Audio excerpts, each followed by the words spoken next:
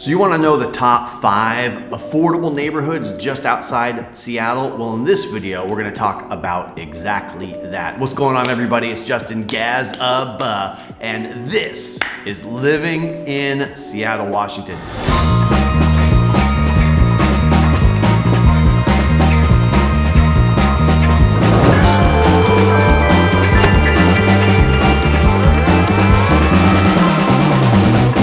This is the channel where we deep dive on the nitty-gritty, all the details and information that you're looking for so that you can make an educated decision whether or not you actually live in the Puget Sound now and you want to make a move in and around the Sound, or maybe you're coming up from California, you're coming over from Manhattan, someplace in New York, Texas, wherever you're at, we got your back when moving here. So in this video, we're going to talk about the top 5 most affordable, best of the best neighborhoods in and around Seattle, the Seattle Metro that isn't Seattle.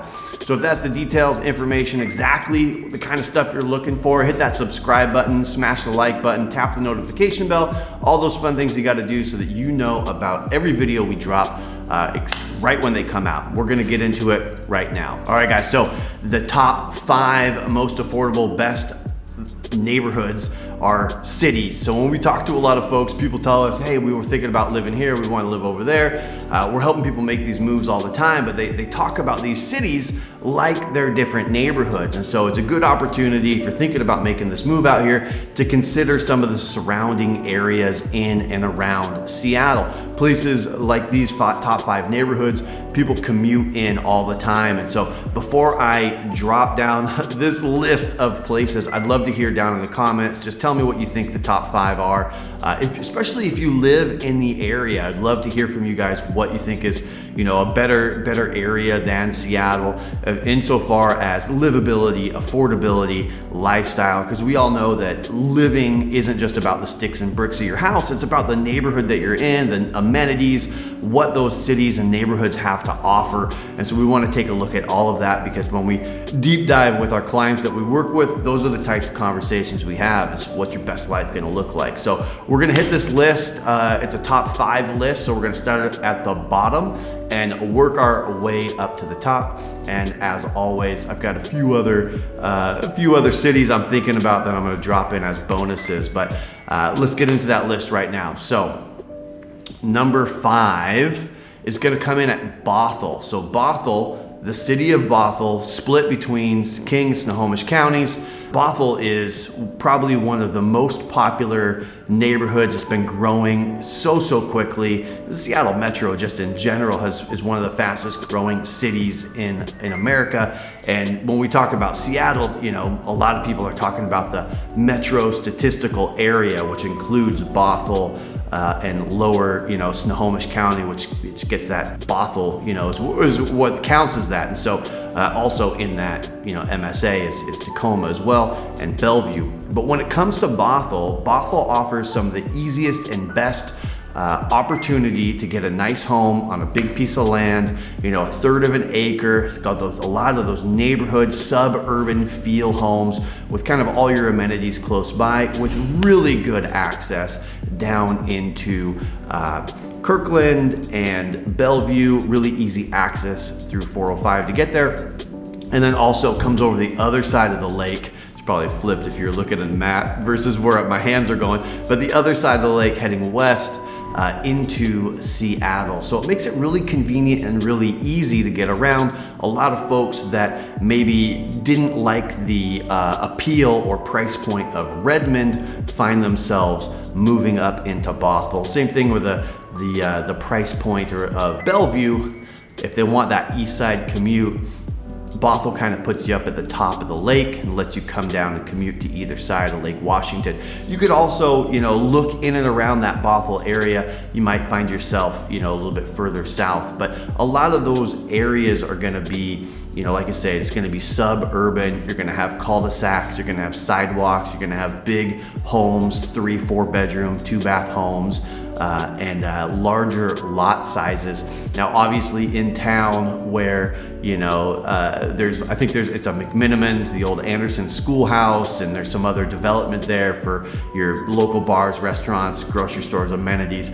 Of course, as you get closer in, you do find condos and apartment buildings, and some townhouses, but largely you're gonna find those neighborhoods, right? So that's number 5, a Bothell. Coming in at number 4, let me make sure I do my 4, is gonna be Olympia. So Olympia is actually the state capital. It is about an hour and a half south of Seattle. Some beautiful waterfront property down in Olympia, lakefront property down in Olympia. And again, it's a suburb of Seattle, so you're gonna find more suburban style homes, 3-4 bedroom, that sort of thing, good mix. And then in town where, you know, the Capitol building and your downtown Olympia, you know, more condos and townhouses and stuff like that. But Olympia, there are a lot of folks that actually live down in Olympia and make their way up into work in Tacoma, which is kind of the next big city, Olympia, Tacoma, Seattle, and even some folks that commute all the way into Seattle. Now, I would be remiss if I recommended that, because I-5 is always under construction. It's always a slowdown. The Fife is always awful with traffic, and so you can spend a lot of your time making that commute. But if you lived in Olympia and you were gonna work in Olympia or work in Tacoma, or maybe you're one of the lucky few that has a great work from home opportunity, Olympia really could be a great option. It's very affordable and has some great waterfront there. So definitely something worth checking out if you're interested in that. But it is kind of suburban, kind of sprawl. It doesn't have that urban, dense city feel, more of a town feel down there. But could be exactly what you're looking for. Number 3 on the list is gonna be Tacoma. Tacoma for a long time has been one of the more affordable options. It's a big city. The north end of Tacoma is a very desirable area to live in. The Proctor neighborhood, Ruston, both great areas. The east side of Tacoma has been east of I-5, has been growing and changing. It's become kind of there's a great little neighborhood that has a lot of Vietnamese restaurants and that sort of thing that have come up and has become quite desirable. And Tacoma's big. I mean, you've got North Tacoma, you've got East Tacoma, which is going to be your Browns Point, very close to Federal Way, very suburban in that area. Even East Tacoma is going to have a suburban feel. In North Tacoma, you're going to have more of a town feel, city lots, old craftsman homes. There's a few points of 6th Avenue, the theater district in downtown. The Proctor district is going to have more of that in-town, old town neighborhood feel. It's going to be lots and cross streets, not really your cul-de-sacs. East Tacoma is going to have more of your cul-de-sacs and that sort of thing, but it's always been an affordable option that people have looked to that maybe make that commute up into Seattle, outside, so 45 minutes to an hour, depending on what part of town you're in, to make that commute. So one of the beautiful things about living here in the Pacific Northwest in the Seattle area is just how much access to the water, how much waterfront, the views, being able to see Mount Rainier, and Tacoma really shines in that regard. So really a kind of a cool spot to live. And definitely worth thinking about, depending on, again, what your commute's going to look like, what your lifestyle's going to look like, and how you want to be set up there. So definitely worth thinking about. Number 2 on the list is going to be Gig Harbor, Washington. Now, Gig Harbor used to be a kind of a fishing community. I grew up just outside of Gig Harbor, so I know it really well. Help people make that move from Seattle down to Gig Harbor all the time and in and around Gig Harbor.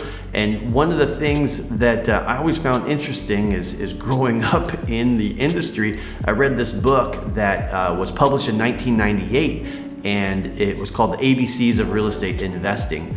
And they actually picked out Gig Harbor as being one of the yachters' paradise. Now, when I grew up there, you know, years ago, it used to be a lot of fishing boats in the harbor. Now, it's kind of funny to see, but there are quite a lot of yachts and nicer boats in the harbor. Has one of the best views. Franklin Avenue has one of the best views of Mount Rainier through the mouth of the harbor.